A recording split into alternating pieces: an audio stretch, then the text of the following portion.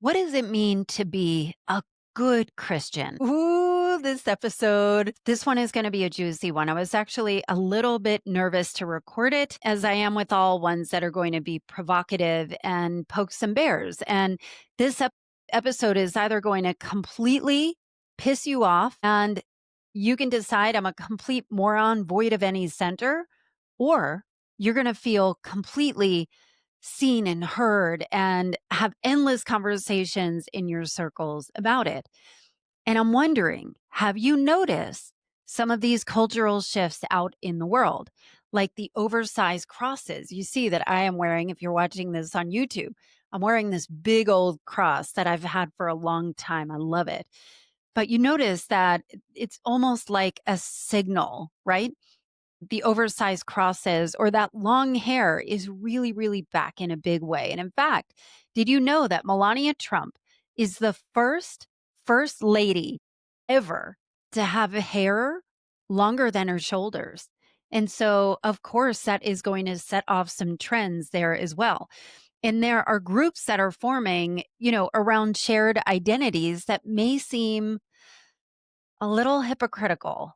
And it feels like everyone is trying to anchor themselves to something because everything feels really uncertain right now. And I would say that if we're thinking of a word in 2025, let's say, I think uncertainty kind of encapsulates all of it from top to bottom.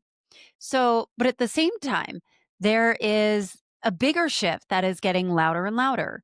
And I've done a lot of podcast episodes and topics around this that Christian fundamentalism has gone from really kind of a fringe thing to totally mainstream. But now it's wrapped in politics. So we're going there. We keep pretending that the fight is political, but I wonder if the fight is about religious superiority or supremacy. We talk about the separation of church and state, but like it's still a thing, but you can feel the threads kind of pulling loose.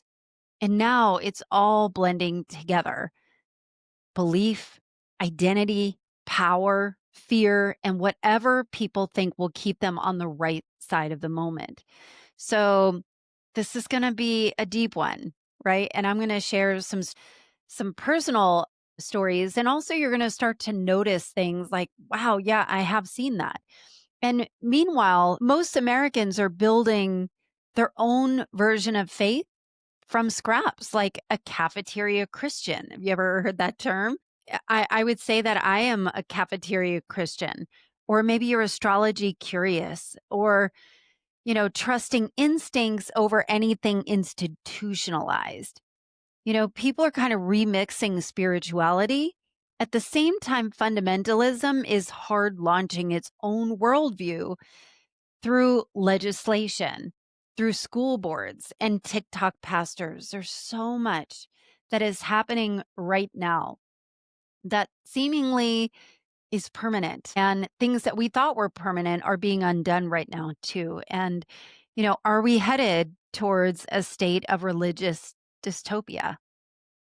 And if you've ever felt the cultural weirdness, like without being able to name it, today you're going to walk away with a much clearer read of what's going on and why everything feels more charged. Why small choices like how you dress, what you post, who you say, what you voted for, suddenly signal entire belief systems. And by the end of this, you're going to see the spiritual landscape of America very differently. And I'll tell you right now, you're not going to walk away without an opinion. You're going to have a strong opinion listening to this. This is not going to be a neutralizing conversation.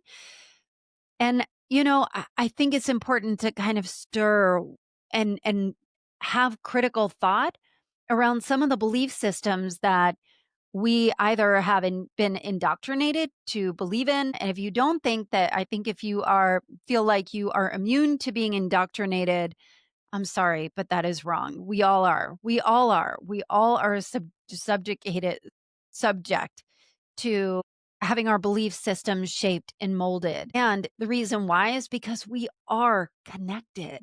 we depend on each other. And so before we get into it, I would love to know, like, who do you know that is deeply involved in their faith or fascinated by the intersection of religion and politics and culture? When those people have kind of popped up in your mind when I said that, will you shoot this episode to them? Because you're going to have some really interesting discussions once you do. And so, you know, again, let's get into it. Like, what does it mean to be a real Christian? It's an interesting question. And when I think about me growing up, so I grew up as a Christian. We grew up in the Protestant faith. My father was raised as Catholic. I don't know that he was ever practicing, but he was born and raised in Lebanon. In Lebanon, they have two religions, either Muslim or Catholic. And my father was on the Catholic side. And my mother was raised Protestant. And so we went to church every single week. My mom was involved in choir. We went to vacation Bible school. But I kind of feel like religion, like church was something you did. It was almost like that's just, and I grew up in New Jersey where there was a large group of a Jewish population as well. And so often I went to school with a lot of Catholics and a lot of Jewish people. And like on Mondays, my Catholic friends would go to catechism and my Jewish friends would go to Hebrew school. I would go home and watch MTV. I feel like the church that we went to, which to me in my memories were a wonderful church, it was a non denominational Protestant church, seemed very accepting. But we grew up in a neighborhood where there was a family across the street that was a really big, prominent family. They were what's known, or they called themselves born again Christians. And I don't know if that term born again is still being used. I don't know if it's called something else. And we'll talk about what it's changed to, because I feel like now people call it, I'm a believer. And I don't know if it's the same or different, but I have noticed that the term Christian is very different than it was when I was growing up. If somebody asked me, Allison, are you a Christian? I would say, yeah, I was raised Christian. No, I mean, are you a Christian? And I'd be like, what does that mean? Have you accepted Jesus as your Lord and Savior? I guess. You know what I mean? I haven't been questioned otherwise, like you're just kind of born in the faith and you go to church and that's what you do. And that we would go on the holidays, we go every Sunday. We were involved with Bible school and all that stuff. But I don't know that it was like a part of my identity. And we had these neighbors, like I said, that were born again Christians, and they would host like young life groups and a lot of people. They were just a very prominent family where I remember they never believed in Santa Claus. They would say, well, we're never going to lie to our kids. And I'd be like, guys are missing out. I didn't understand. But I always felt like my mother, I know this sounds weird. I feel like my mother was somebody that wanted to keep up with the Joneses. She wanted to be accepted. She wanted to feel like she belonged. And I always felt like she felt that she was not Christian enough for this family, that we were somehow not. And I don't know, that's just my sense of it. And I've also noticed when I think about people pleasing or fawning, even today, when somebody tells me they're a believer, all of a sudden I am incorporating Jesus into our dialogue, and it's almost like on one hand, I could think of it as wanting to, help that person understand that I want to learn, understand, accept, have no issues with. But on the other side, it can be like an accommodating one of like, yeah, let's talk about what you care about. It could be a generous thing, but it also can be, yeah, I'm part of the tribe too, but maybe not in the way that you are.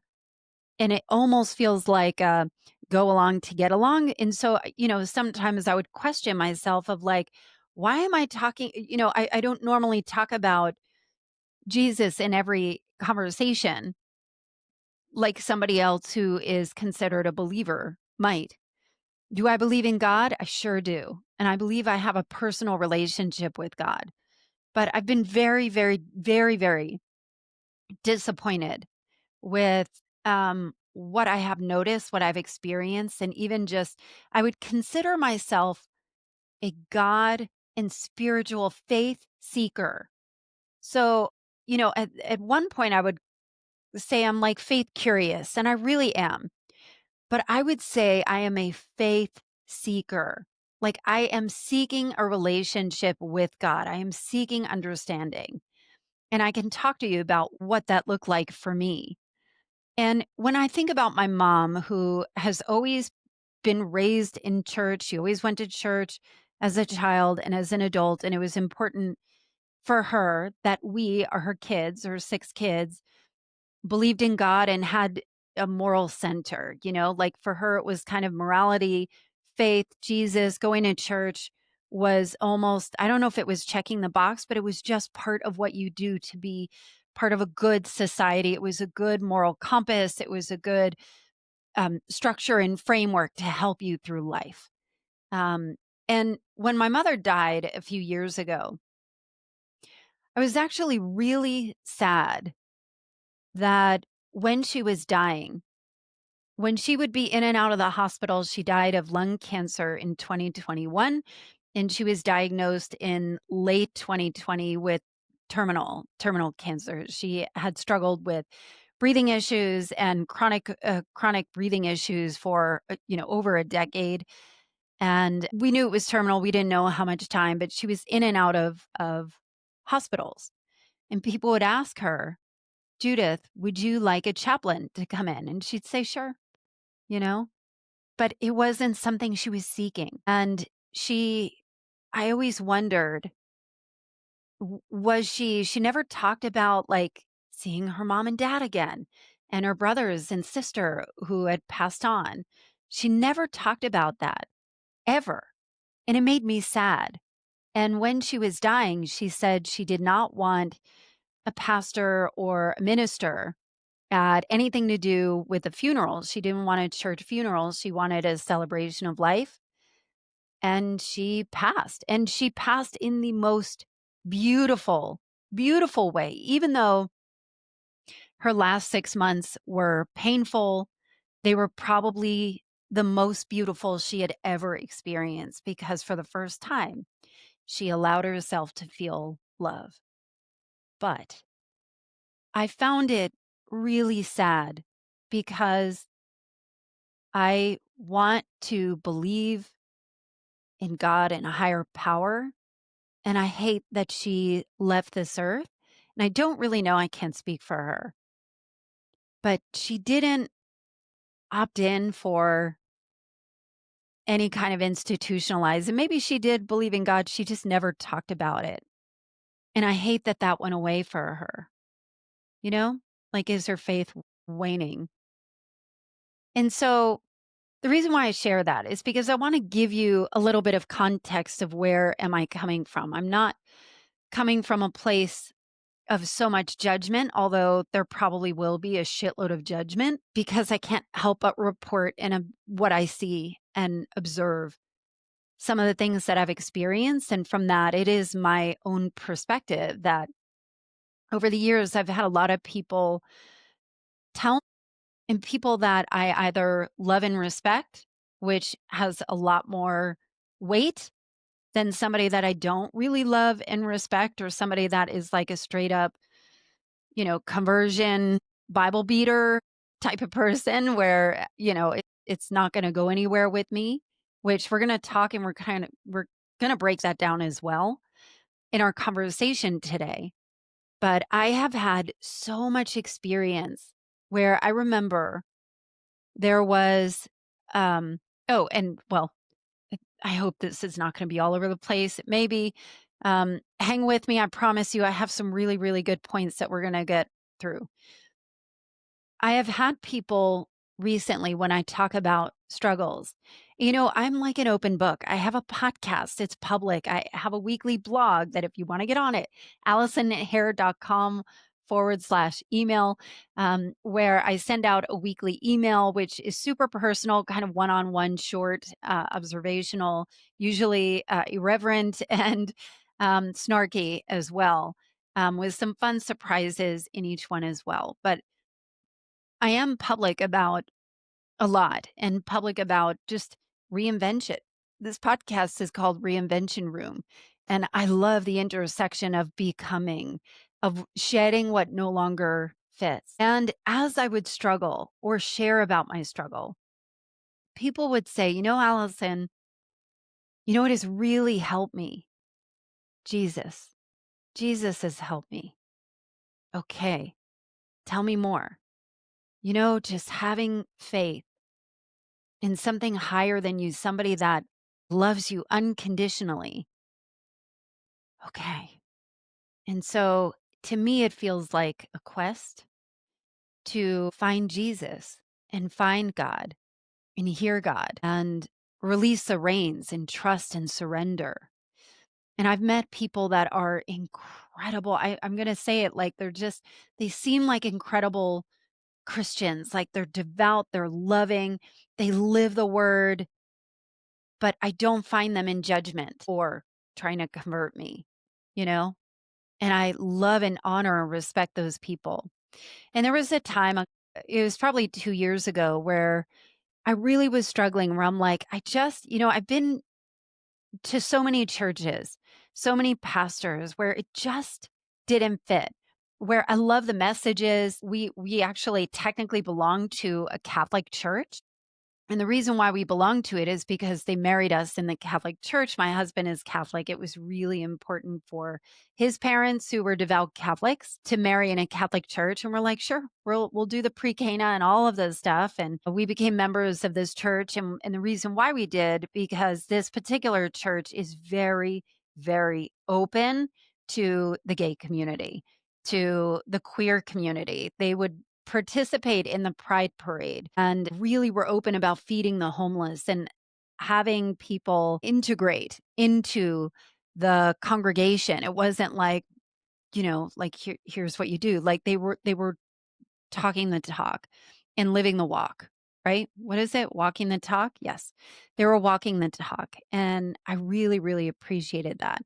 But the Catholic, all the rituals, I just don't get it. I don't understand. I don't ever know what I'm doing. And then there were other churches that some were like Hellfire and Brimstone, which are totally not mine. And then, like the mega church, I live in Atlanta. Buckhead Church is the mega church that's here. I am beyond obsessed with Andy Stanley, the pastor. I think he is one of the most gifted communicators in the entire world that I've ever, ever, ever seen. I have studied him and dissected how he puts sermons together and the way that he does it, and think it is masterful. And I'd been going on and off to Buckhead Church for, almost 2 decades now. And I'm in a no church place at this point. But at the same time, I would go, and some of the things that I learned from him and understanding the Bible and who Jesus was came from how he explained it to me. Somebody that is questioning, just an intelligent skeptic is probably a really good way to put it. I'm an intelligent skeptic. And so when I would go in and out, and many years ago, I was at a place where I had left a company, had no job. I was completely in debt and was really in this place where I was deeply, deeply searching and wanted to find a home, and was exploring. I was, had kind of recently discovered Buckhead Church and was just kind of enamored by the messaging and how I felt, and how, smarter I felt, and more capable when I would go, and how practical the lessons were. And I met this guy and I was single, who was this really handsome guy that was really, really strong in his faith. And he met me at a bar, actually, and said he was part of that church, and would talk to me about Christianity and his walk in faith. And he would teach me all these things. But what I was so almost seduced by, I don't want to say seduced, because I don't I don't know if it was meant that way, but I don't know that I've ever really talked about this publicly. He, would he just kind of took me he was so interested in me. He was interested in my thoughts and where I was and what I was thinking about, and kind of we would take it apart. And I'm a person who deeply loves deep conversations. Like, I don't really swim in shallow at all. I don't love small talk. I can do it, I guess, but it's pretty draining. I love to go deep quick. And this guy knew it. Like, he just went there. And I so loved it. And we would just have these endless discussions for hours and hours and hours and hours. And I fell for this guy. I fell for him. And he was not having me, like, I think he was married to Jesus. Honestly, like, he just had all these rules, and I don't think I was as strong in my faith, a good Christian girl, than I was for him. And I was heartbroken. I was heartbroken because I felt like I don't know that it was conversion, but I felt like he was kind of trying to mold me, or had like a captive audience to, like, go deeper into the church. And as I started to kind of wake up and see, like, some of the things he would do just felt so painful in a walk with Jesus. And for instance, and this is going to sound kind of graphic, but he would talk about, how wet dreams for men were bad because, he would really struggle with, certainly could not masturbate because that would be in violation of church. You should be pure, all of those things. And he wouldn't do that. But when he would have a wet dream, which, are involuntary, then he would feel guilty. And I was like, this sounds painful. It seemed like an excruciating walk in his faith of, like, denying so many things, not just sexual, but like, and that's not what I meant. This is just an example, but he was denying so much that I'm like, this isn't squaring with me. And I started to kind of back out because the people in the church felt almost exclusionary. It felt like I would join a small group, and it felt like, here are the ways that I have been obedient this week, and it was almost like a judgment where it just didn't feel right. So I started to kind of back away. And it feels like I've done this again and again and again, where I'm like, let me dip my toe back in the water. Let me see if I can understand it in a different way. And I would go in and then be disappointed and come back out, and something wouldn't square. But I keep going back. And so a couple of years ago, Buckhead Church has this program, and it's, I forget what it's called, but it is like where you have a mentor. And so I actually asked to have a mentor that would walk with me for like 6 months. And we would meet every single Sunday, and we would talk about what's coming up, or this Bible verse, or whatever.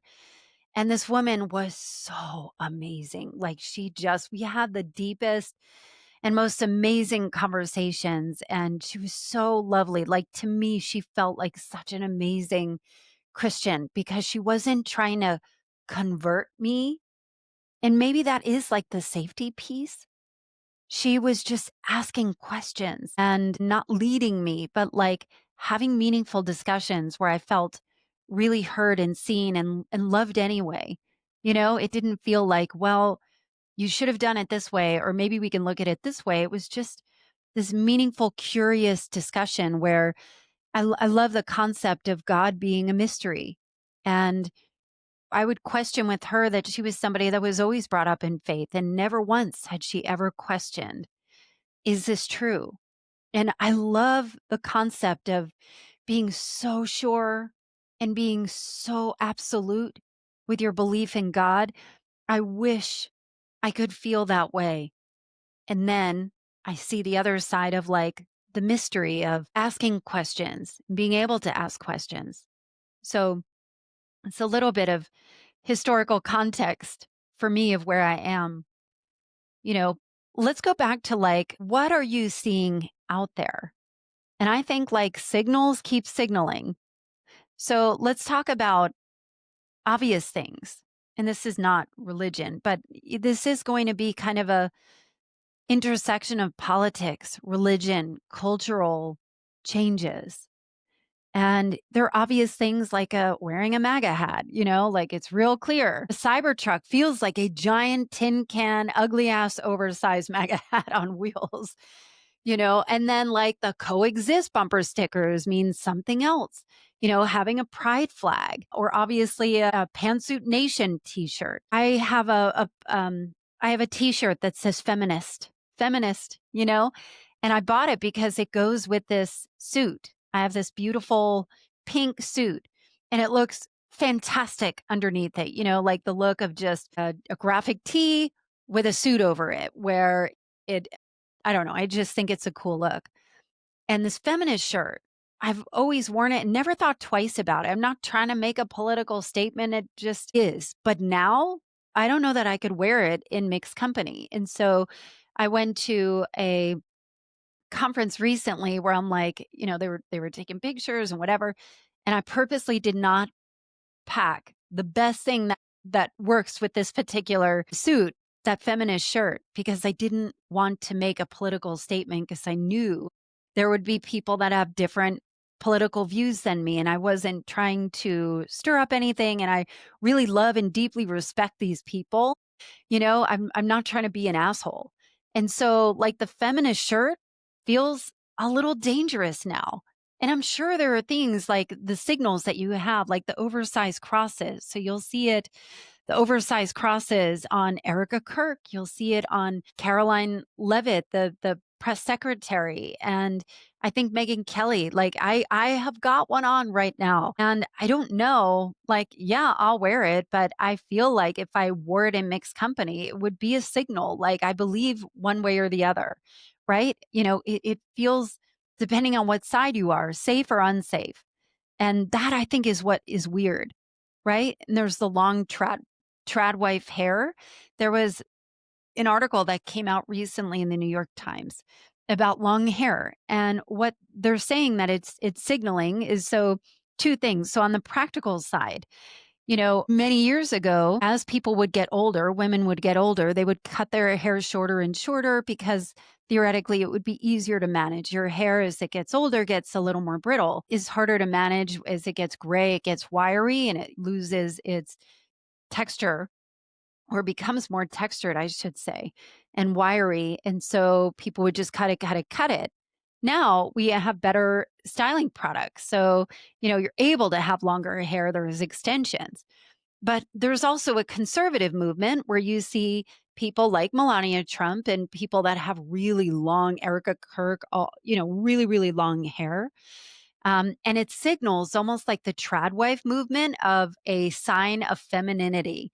It's almost like they call it kind of reverse feminism. Like we are going to be as feminine as possible. We are going to reject any sense of like, pronouns or gender fluidity or non-binary. Like it's no, we're going to have long hair. We're going to be as feminine as possible. And so it's an interesting commentary on what's going on out there. And also like there's a patchwork spirituality, which I think is so fascinating of, you know, and I'll kind of go into the stats and really it feels like a belonging crisis. This feels like a belonging crisis that is kind of hiding under lifestyle choices. America right now, like we talked about the word uncertainty, America is spiritually unsettled. It feels like it's grasping and recomposing itself in real time. We are trying to find our centers. And what are these signals pointing to? Is it a personal expression or are we watching belief systems kind of reorganize themselves before our very eyes? And so let me tell you about, so I started doing some deep research on this. And I ask questions on my research. So there is a function, and if you don't know this, but ChatGPT has a function of doing deep research. So I asked, what is the difference between thinking hard? Like you can tell ChatGPT, think hard about this, and it'll search for deeper things. Deep research is where it will take multiple sources and compare it. So it takes like sometimes it can take 10, 15 minutes to put together some of the summations of like cross-checking references and making sure that it's accurate and what is going to be the most accurate of all of these multiple sources. So this is not like, let me just look at my um my echo chamber and figure out what that looks like. So I asked ChatGPT to do some deep research. So I asked people, you know, going more towards Christianity, it feels like there is more people going to spirituality, or are they, for a smaller portion of it, becoming more vocal? It's hard to say. Are people leaving the church? Are they going back to church? I asked questions about Doug Wilson, who is a big prominent figure in the Christian fundamentalist one. To me, I feel like he's incredibly problematic and it feels very Handmaid's Tale to me. And I think we are seeing this in so many ways. Like the Handmaid's Tale of even Roe v. Wade and rights being taken away from women and just men kind of running the country as the patriarchs of our society and going backwards, and even like degrees and nursing and not being considered a professional degree, and taking away money and opportunity for people to get educated, especially for women. So it's an interesting time, and I asked, are people moving towards church or religion or faith after Charlie Kirk's death? And I don't know that there's enough data because it was only September 10th. Right now I'm recording this, it's November, the end of November. I don't know that there's enough data to figure that out, but there are data on, more interest in Turning Point USA, TPUSA. So what the numbers say is that Christianity has dropped from 78% to 2% in the past 15 years. So there has been a pretty significant drop. And there's something called nuns, N-O-N-E-S, N-O-N-E, nuns. Nuns are people that don't believe in anything. They don't believe in God. They don't believe in like they're not subscribing to any religion. Nuns rise to 29%, especially among Gen Z. So these are younger, like early 20s kind of thing. It is rising. Church membership collapses below 50% for the first time in US history. And weekly attendance is now at 21%. And Gen Z is saying that they are not religious, but absolutely spiritual. And the reason why they is they are seeking certainty. So Gen X, which is what I am, are going to church less and less and less and less. I would say more disillusioned, where Gen Z, like early 20s kind of thing, is looking for certainty. They're looking for structure. They're looking for order. And so I think they're more likely to explore. So we are seeing rises in this. But I think overall, I was actually surprised that there was so much of a decline, because I feel like there is some resurgence that is going back there, especially with younger people. Are they rejecting institutions? So I think of it as like two different rising worlds and essentially two different Americas. One are like the remixers, right? These are the Cafeteria Christians.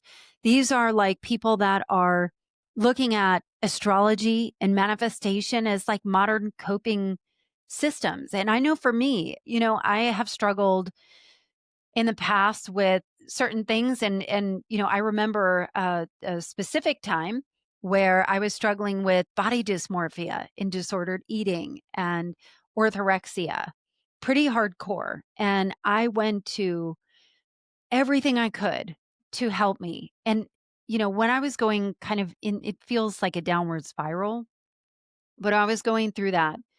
And it was after my daughter was born. And I was in a spiral, and I would go and I could feel myself going crazy. I don't know if you've ever felt that. I've never felt that way before, or really since, sometimes recently. And I think part of that might be perimenopause. Maybe I'll do an episode on that after I kind of get on the other side of what is going on there, because I don't really know. But at that time, I felt like I was going crazy, and I would hire anybody I could. I would go to church. I would go to a therapist, I would go to nutritionists, I would hire coaches, personal trainers, I would go to, psychotherapists, and nothing was helping. Nothing was helping. And then I had a tarot reading. And in that tarot reading, one tarot reading literally reversed all of the disordered eating in one session. Reversed it. Reversed it. And what I found is that whenever I get through the traditional methods, I go to church, I do all the right things. And when I can't find answers, the metaphysical world always comes through. Isn't that crazy? And I think about, I'm looking at my desk and I've got I know a lot of women have this if you're watching this on YouTube. I've got crystals and I'm surrounded, a lot of high performing women are surrounded by crystals. They have a tarot reading or a Reiki healer, somebody on their speed dial, along with the other sources as well.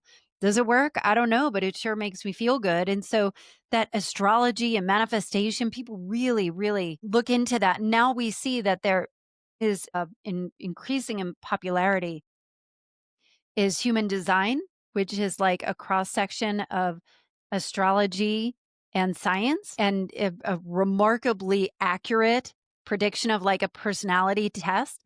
Like I'm in a program right now with Nicole Lano, who specializes in human design for entrepreneurs of how does your body process, information? How do you make decisions that work for you? And so understanding that has been really interesting. And I think this kind of like pick your own belief approach, this, cafeteria kind of style thing could it be fueled by burnout and distrust?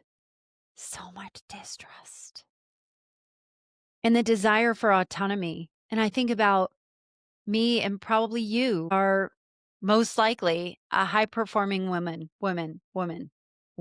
or know some that there is a sense of, again, if things are uncertain and it feels like chaos, what is it that you can control? And waiting to for Jesus to come back and walk the earth again feels like it's going to be waiting. And it kind of brings me to thought-terminating clichés. Do you know what thought-terminating clichés are? These are kind of the clichés that we say all the time, or very often say all the time, that actually deter you from any critical thought. That's why they're called thought-terminating clichés. And they almost discount your ability to question anything. And what those thought-terminating clichés are, I'll give you some examples. Like if you think about common religious thought-terminating clichés include like, God works in mysterious ways. It's all part of God's plan. You just need more faith and doubt your doubts. Doubt your doubts. Only God can judge. The devil is making you think that. Devil's got you. These phrases like discourage critical thought by implying the questioning is a failure of faith.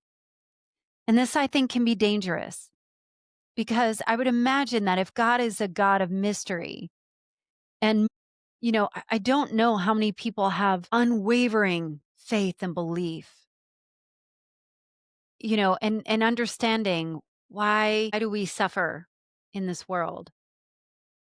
I think the other challenge with it can be very dismissive of people's actual feelings, which is why I don't really like thought terminating cliches like, is what it is, you know, just have faith, praying for you.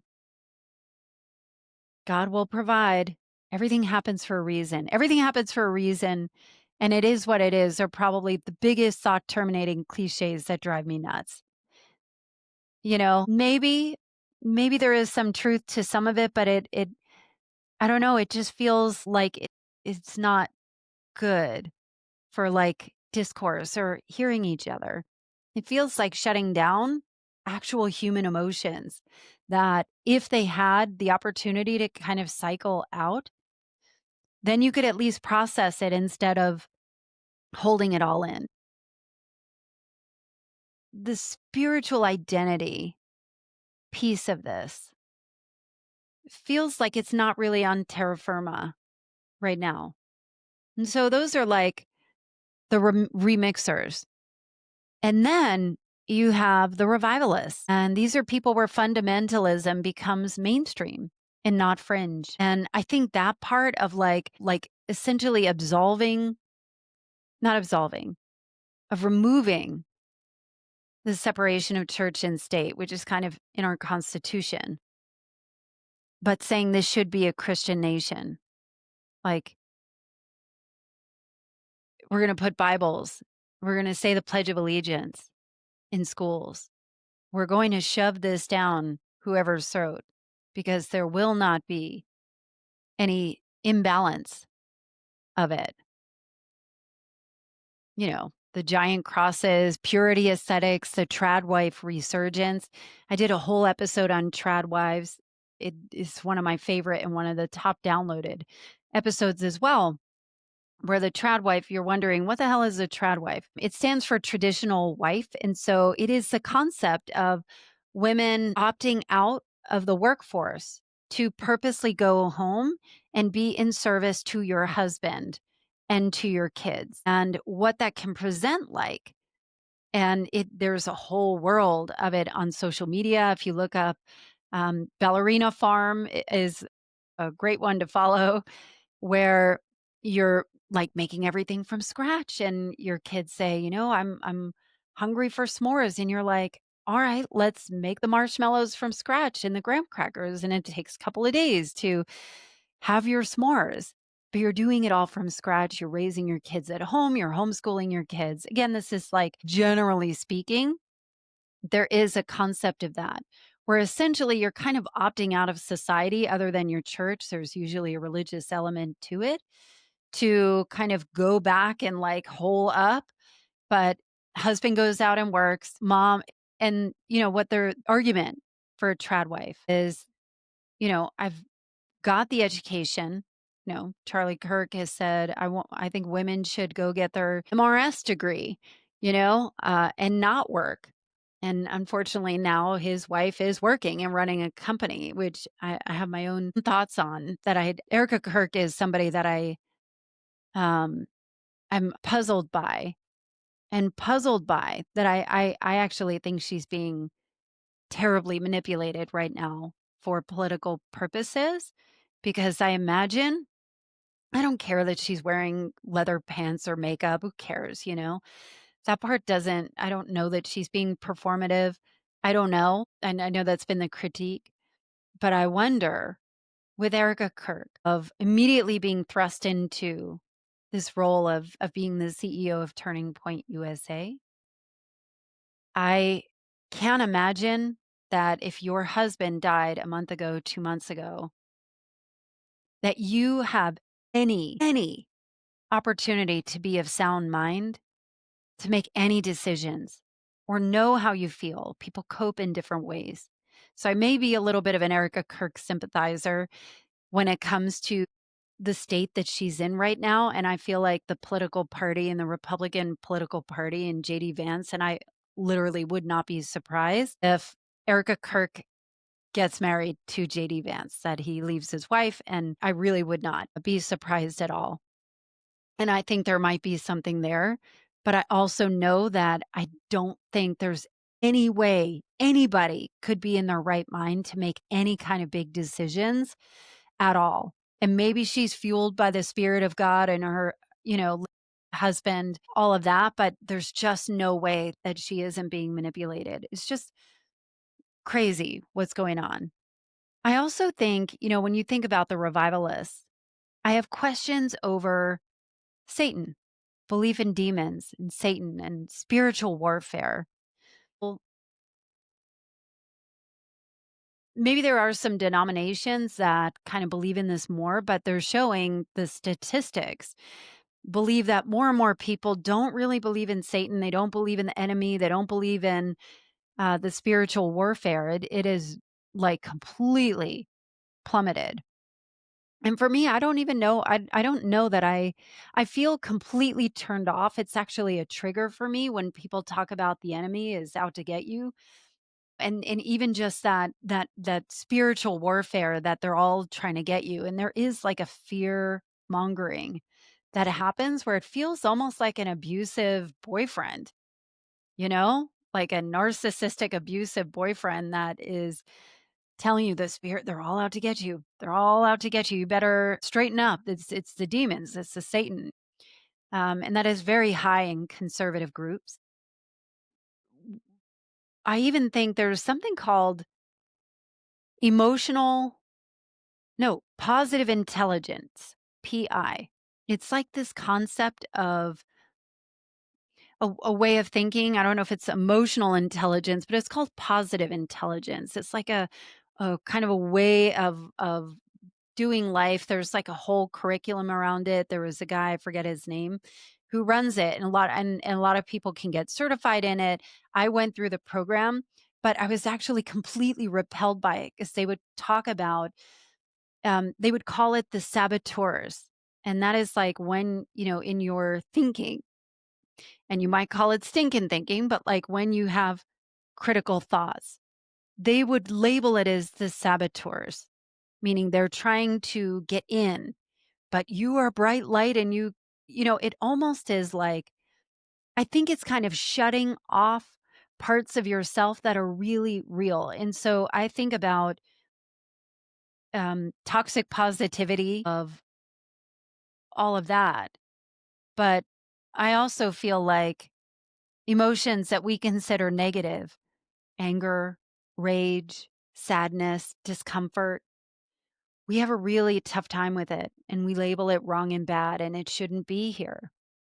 And I wonder how much better off would we be if we allowed ourselves to feel it, and not to feel it to feel worse or to punish ourselves, but to let it process through. It's kind of like the art of meditation where you talk about meditation where they say if you have any thoughts that come in, just let them pass by like a cloud in the sky. That kind of feels like when I get into modes or moods where I'm just pissy, I'm judgy, I'm in a bad mood, which happens more and more often, which fucking sucks. And I think of it as like perimenopause as well.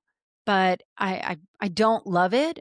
But I also don't think I'm being infiltrated by demons, And I don't think spiritual warfare, like the enemy is out to get me or that, the devil is trying to get in me.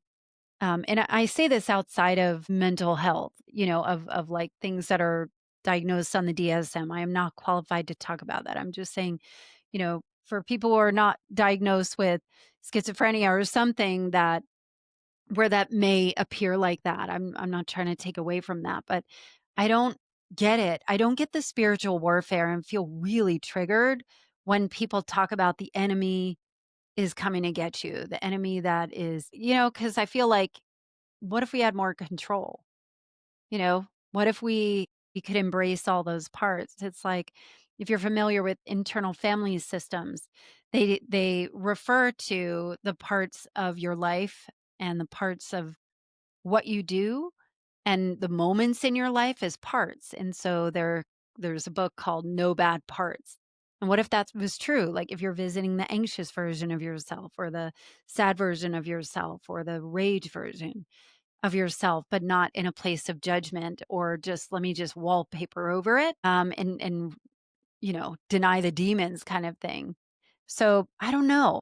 Like conservative Christianity is just merging tighter and tighter with political identity. So if this is the case, if we have two Americas, how do you maintain like a shared society where the spiritual frameworks aren't just different, they're incompatible? And the question is, are they incompatible? I want to talk about some stats I think are really insane. And It's the merging of belief and power because there is a thing called power.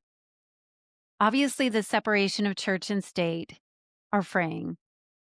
So, white evangelicals now identify 85% of white evangelicals are aligned with the GOP. No shit. That makes sense. Christian nationalism. 30% of the country is sympathetic to Christian nationals. And belief driven politics are what are shaping school boards, book bans, gender policies. And by the way, this is not like all of a sudden it's happening. This actually started in the 1980s. This has been happening for such a long time. And even I remember one of my very, very first jobs, I was working for a lawyer. She was a family lawyer in New Jersey. And she was president of of her chapter of Right to Life, pro-life group. I have never been pro-life a day in my life. I have always been pro-choice. I never understood it. I feel incredibly angry and have zero interest in even understanding how people cannot believe pro-choice. I thought about like, should I have somebody on my show? And I thought, no, this is not what I want to platform at all. And I don't even have openness and understanding.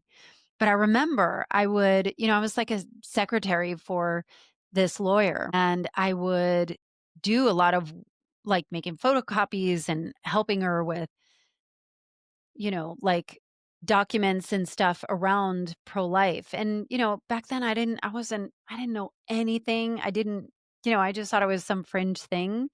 But it's been going on since the 80s, and there has always been. And as I have dug deeper and deeper, and I did a recent interview with Tia Livings, who is an ex-Christian fundamentalist and does this brilliant job kind of translating what's going on in politics with Christian fundamentalism, that is not fringe, it is mainstream, but it has been there and it has been working insidiously and patiently for decades and decades and decades. This is not, where did this come from? And this is real. And a lot of that does happen locally. It starts in the school boards. It starts with, these book bans and trying to, I think the oppression is the challenge here of like the oppression of the book bans or gender policies, like I'll go to visit my dad, and my dad is he is in a memory care facility. And so I'll go, and sometimes Fox News will be on, and every single time, no matter what, like my news feed is completely different. And all they're talking about at Fox News is the illegals and the trans people and how bad it is. Almost never, are we talking about like, I don't, I'm very, very, very, very, very, very an ally for the queer community of all types, and very sympathetic. And I've had people on this show, talking about their experience. And I just can't get over the gender policies that people are still talking about, stuff that generally is not going to impact you. It's less than 1% of the population, but it becomes weaponized for it. And we pretend these fights are politics, but I can't tell if politics are weaponizing religion or religion is weaponizing politics. And, if someone says, I don't do politics, honey, politics is doing you. It's doing us all, right? Like politics is central to everything we are, what we believe, what we care about, who we care about. And so I think for me, like in Trump's first term, it was so hard. It was so hard. My mom, like most people's moms, was hardcore Trumpy, and she would post the most ridiculous things on Facebook where it's like, oh my God, I can't believe that's what she believes. And it was hard. It was hard at family events. It was hard in friend groups where nothing felt safe anymore. Everyone felt like they were just attacking, like, how could you believe this? And, the name calling and all of this. Now I feel like, at least my own experience, it's different. It feels more nuanced. And am really close with people that did not vote the way that I voted. And I don't fault them for voting the way that they voted because of the information they had. Same with the information that I had. We kind of go from like human first, right? Humans first. But also, I'm not arguing with them and trying to go toe to toe on policies and whatever, because my goal is not to convince them that I'm right or vice versa. We're like, we care about the human. And so I'm much more in mixed company than I was the first time, where it just everything felt so dangerous. And now I'm trying to be more human first, and the moment there is dehumanization, like libtards and radical whatever, like I'm out, I'm out. I just don't think it's helpful at all. I think it's helpful to win elections.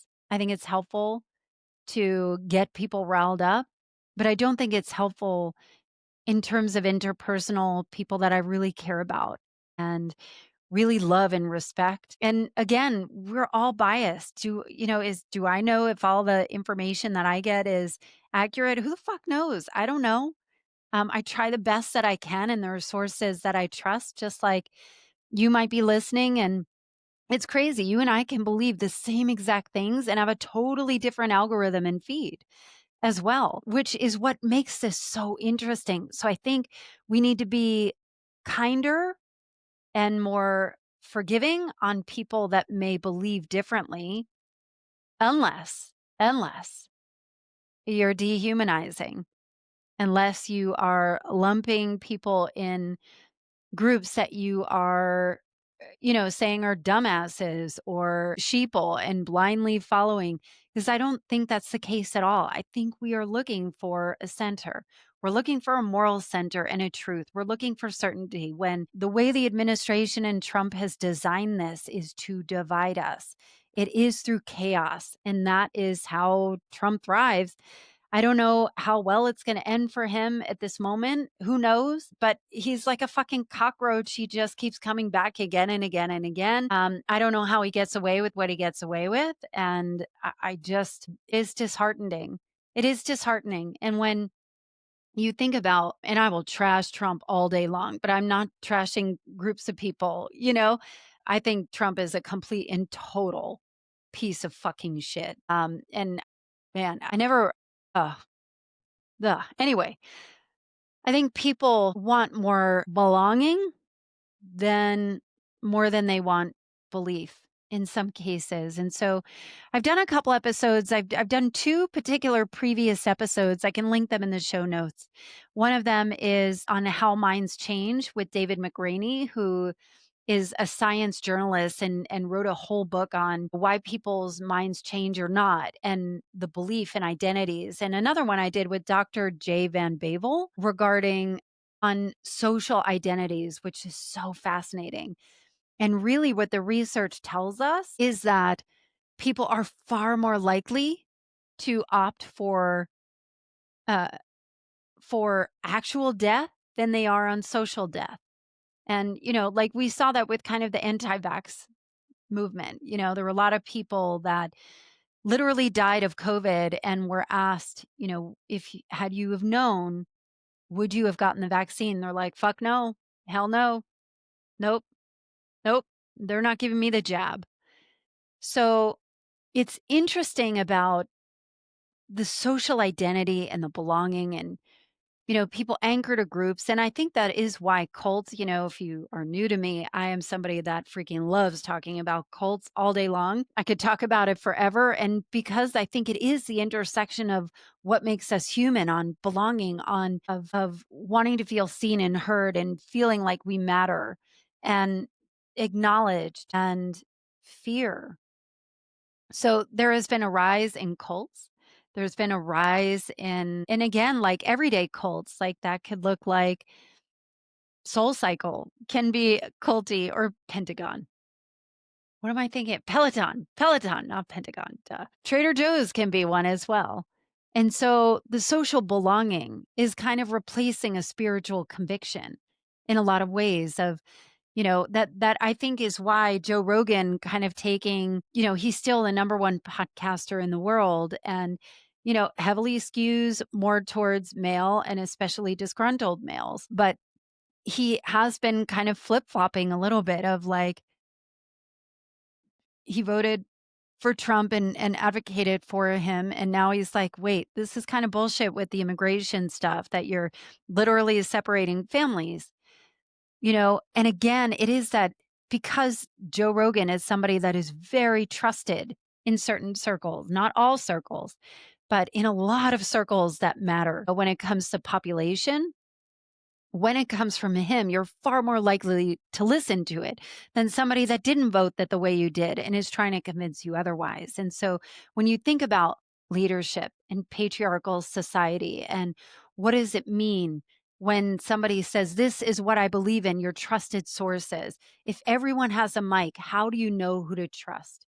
And so I think it is way more important, to kind of trust and check the sources. Obviously, when you're thinking about news sources, AP is going to be politically the most in the middle. Obviously, Fox News is going to be way left, way right. MSNBC or MS Now is going to be way left. CNN is going to lean left. New York Times is going to lean left. Washington Post, like I can go on and on. Wall Street Journal is, leaning more right and more towards financially conservative. There's so many different sources of what does that look like. But what we're also seeing is the rise of new media. And the new media is podcasts, YouTube, TikTok. And, you got to be careful of people that have massive platforms. How do you know where their sources are? They can be very convicting and it's easy to get seduced. And, half the time I have to like wonder, I don't agree at all with RFK. I think he is also a complete piece of shit and is, like bringing disease back when he's talking about making America healthy again. And, I have a lot of friends. I live in Atlanta that work for the CDC. And I would ask, like, are there people that work for the CDC that get it and have a different perspective? And they're like, yeah, I mean, not a lot, but there are. There are some. And so, is there another story here? What does it look like to understand? You know, I think the identity formation, I think where we have to watch ourselves is it formed the identity formation formed by fear, by uncertainty, and the search for structure? And a really loud, confident voice can really take you down a different path and start to make sense where it wouldn't before. And there is a rise of like spiritual performances, online and offline, to signal what is home base for you. So I wonder, is this really about God? Or is it about people who think it will keep them safe? And that's what I think this is all about now of like safety and survival. And that is safety and survival is belonging. We can't do this on our own. All of the studies show that we are not wired to be a lone wolf. We are not wired to be rolling solo. And even like there are studies coming out now of people like me. I'm a solopreneur. I'm a solo entrepreneur. I work alone, but I purposely get out into groups because I don't want to always be alone. I kind of miss being in an office talking to people and being among people. And what they find is that people that are running solo businesses, they could be successful as all get out, but in many cases, they may be profoundly sad. And this is like anecdotal, right? I don't have data to back this up, but they are starting to see some showing on this around we need each other. We need to belong somewhere. And so you got to wonder like there is a dissonance between inherited faith and adult reality. And we are now in this place where maybe you've been indoctrinated into a belief system where you're questioning it. or not? Is it safe to question your beliefs? I think that, is like telltale sign number one. Are you in a cult? Can you question your beliefs? Can you question your leaders or the people that you look up to? Can you question it? It can go the same for your boss. Can you push back in a corporation or in a group, in a church, in a spiritual leader or a group that you might belong to? And so it kind of forces us to be really confused and learning to build meaning in a new way.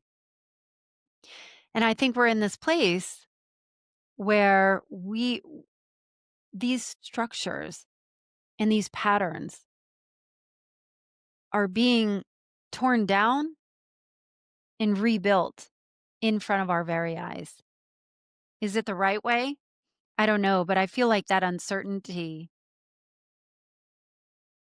that uncertainty is what's giving us so much anxiety and loneliness. And we're seeing, the burnout. It's so funny because I left my corporate job 3.5 years ago.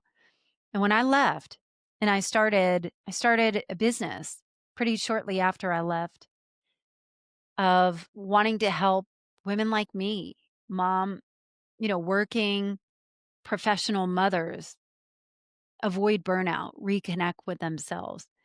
And I thought I was like a snowflake, you know?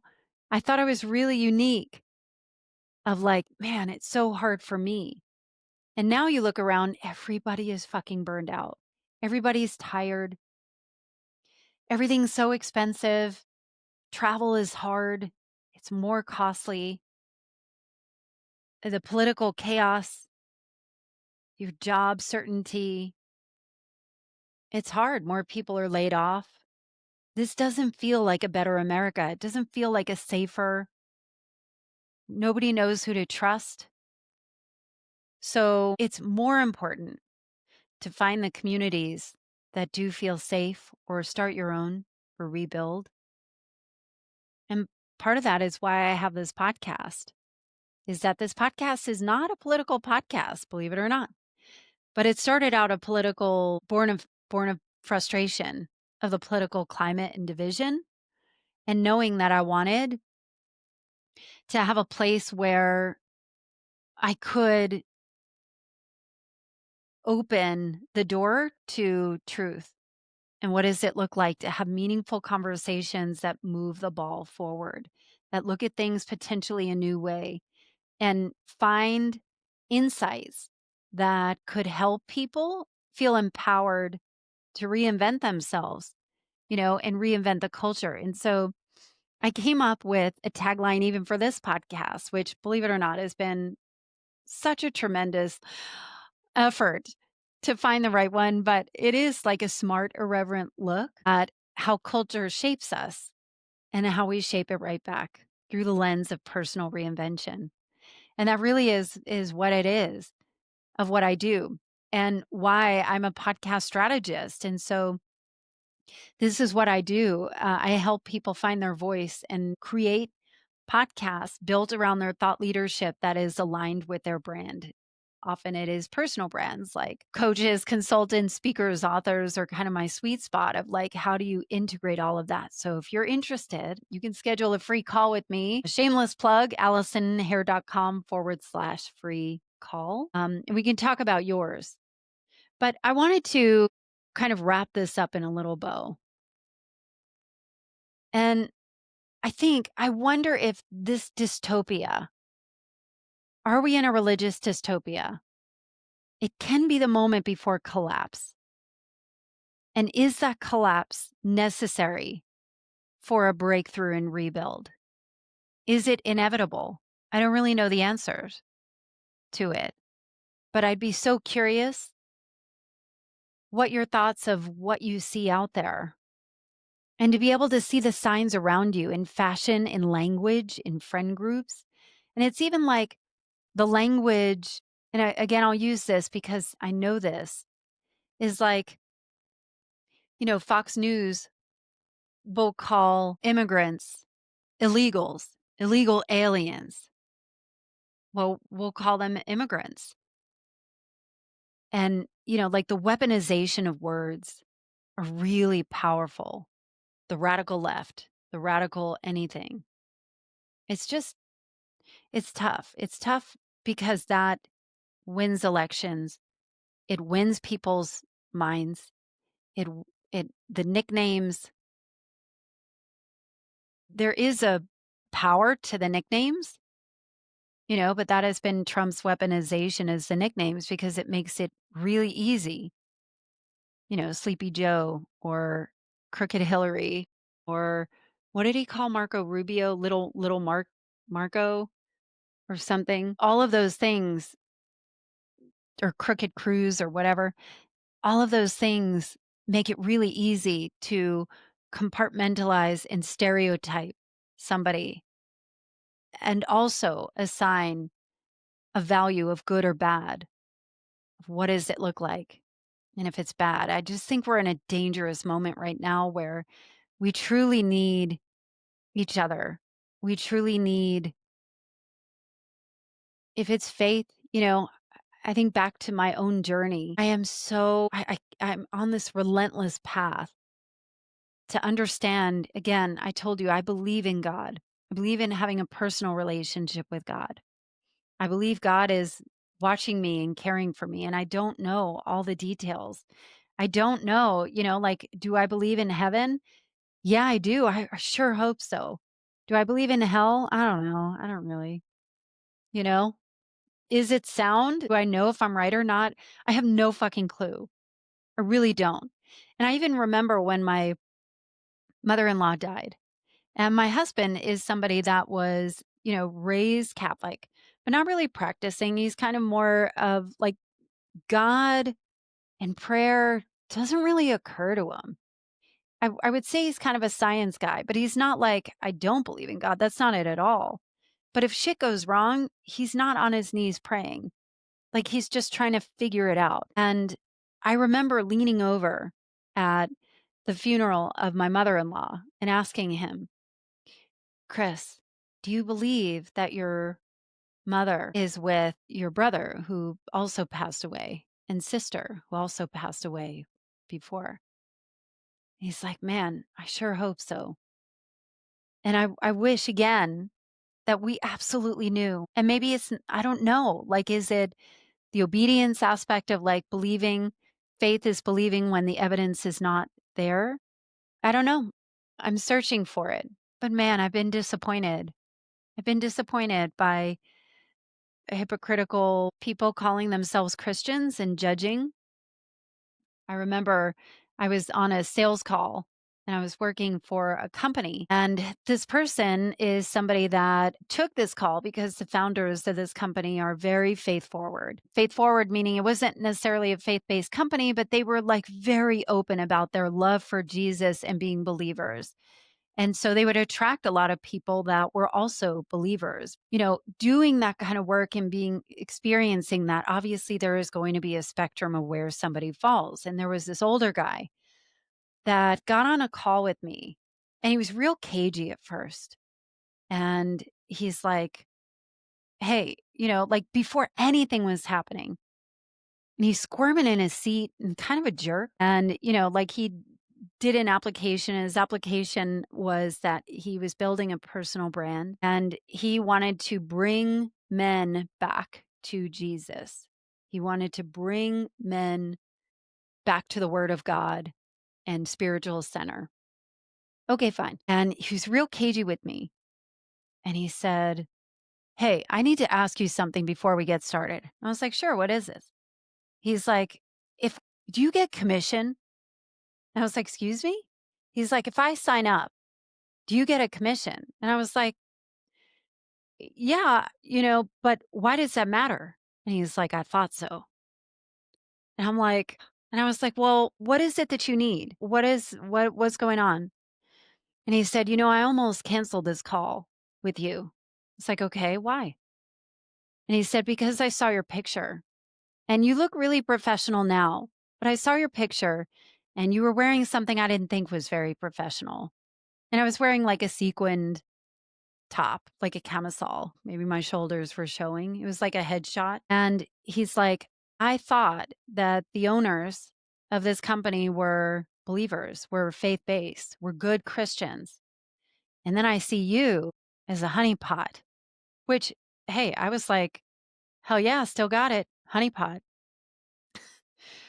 I was and I wasn't. I was horrified. And he's like, you are just there to like get people in and look that way. And I'm like, holy fuck. What the fuck? And I felt so caught flat footed and I was so pissed. And I talked him off the ledge and he's like, I'm really sorry. I'm really sorry. I'm sorry. You're professional. And what I hated about it is that he could tell me how he felt about it, but I couldn't tell him what I thought. I was representing a company that, you know, maybe believes something that I don't know that I believe in the same way. I don't have the same understanding that they have.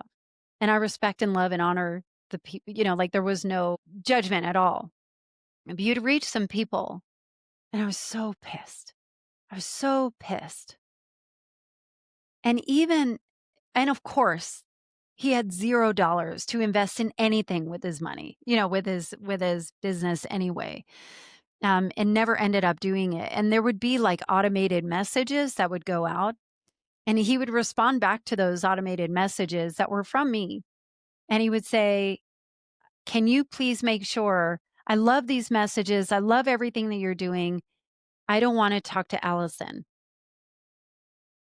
which is like, and so there would be instances like this that would happen again and again and again, where there are little infractions or just judgment that just pulls me away from the dogmatic, institutionalized institution of religion, or any particular religion. And it makes me very sad. It makes me very sad, the hypocrisy, so much of like, how are you going to bring men to, like when he probably is thinking that, like he's probably the guy that is going to yell at his daughter for having her shoulders exposed or her skirt is too short because they're called eye traps. And, in that world, when you're not completely covered as a female. And I just, like you do you, if that's your thing. Like I really have no problems if that's how you want to conduct yourself. But the judgment on me, and it's just happened again and again and again, where I've had Father Dennis Dorner on my podcast a few times. So he's a young Catholic priest. And I remember talking to him after we had recorded, and I'm like, Father Dennis, I just don't understand why I want so badly to have a relationship with God, to go to church where I feel at home, not like love bombed, and feel like so overwhelmed where it becomes culty. And not like my presence doesn't matter because at the mega church, they don't know if I'm there or not, like it doesn't matter. And often felt like I didn't belong and didn't belong in circles that I would try. And he leaned over to me and said, Allison, why are you letting assholes get in the way of your relationship with God? And I never forgot it. I never forgot it. And so I'll keep pursuing it. I think, like there's nothing wrong with having permission to reevaluate your upbringing, your faith, your doubt, or curiosity without shame. And yeah, I wish I was more settled in this. It's probably going to be a lifelong quest to figure out what the truth is for me. And, like there's no neutral listening to this episode. And this episode is not designed to tell you what to believe, but identifying what's happening around us, to have an intelligent look of understanding the signals of belonging, fear, of uncertainty, of love, of wanting connection, wanting to be with each other, and identifying, are we in a religious dystopia? But like not sleepwalking through it. Maybe this tension is something that is the start of something new that we haven't named yet. So, my goodness, where do we go from here? I don't know. I'm curious to get your thoughts. I mean, I'm an hour and a half into this episode, and I purposely didn't cut it off for time and to be tight and short because it isn't neat and tidy. And I feel like this particular experience is something I've wanted to talk about for a long, long time and give thought to, what does it look like? What does it look like to be human first and maybe belief and identity second? And find your people, but wondering, do your people all look like you? Do they all think like you? Do they all sound like you? And maybe it's time to diversify and understand each other a little better. But when it comes to religion, I don't know. I'd be curious to know your thoughts. So, with that, I'm going to close up shop here. I'm grateful for you. I'm grateful for your ears. I'm grateful for your thoughts. I wonder if this provoked you. Do you feel pissed? Do you feel maybe you shut this off a long time ago? I don't know. Do you feel like, wow, I feel the same way? And I would imagine we probably all feel similar way. But I would love for you to message me. You can DM me on Instagram. Everything is in the show notes, or sign up for my email list at allisonhair.com/email. And then we can go one-on-one. Or if you are wanting to have your own place, your own platform to share your ideas, to meet people of your dreams, to grow your business, grow your brand, and a podcast becomes a centralizing force for good and for change and for connection, and you want some help with that, I would love to talk to you more about your idea. And you can schedule a free call with me at allisonhair.com/free call. And if it makes sense and I have the opportunity to help and support you in your next steps, let's do it. And if it doesn't, I'm going to point you in the right direction. For me, my role in those is really to help you on to the next step, whether it is with me or not. That part doesn't matter as much. I just want to understand where you are. So, with that, thank you so much for listening, and I'll see you next time.